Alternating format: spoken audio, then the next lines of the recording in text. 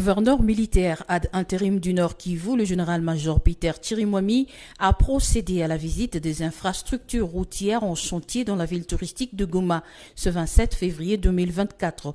Le général-major Peter Chirimwami est parti de l'amorce qui mène vers le port public SNCC.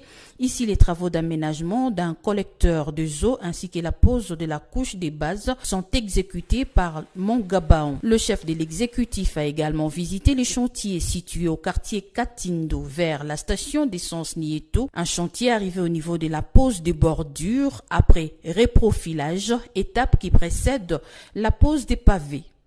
Direction Bienheureuse à Kieshiro.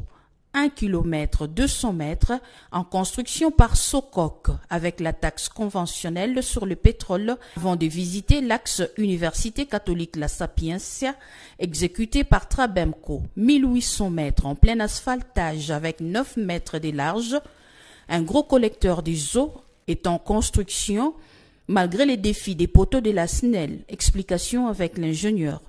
Nous avons commencé il y a maintenant de cela 3 semaines que nous avons débuté les travaux et maintenant là on a déjà fait même le test en fait, la plaque, laisser à la plaque sur la fondation, donc la fondation sur 600 mètres est déjà finie et nous sommes sur les travaux d'assainissement. On a commencé les kinettes et les caniveaux et après cela on va maintenant entreposer la couche des bases.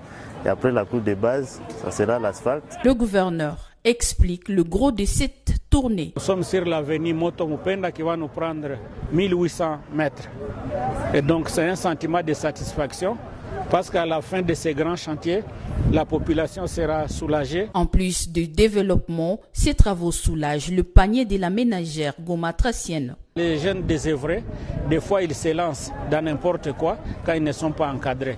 Mais avec ces chantiers, ils vont avoir quelque chose à la fin du mois qui peuvent les ramener à être beaucoup plus calmes et ne pas se verser dans n'importe quoi. Le chef de l'exécutif a salué à juste titre l'apport de la main-d'œuvre féminine et la résilience de la population qui applaudit ces ouvrages.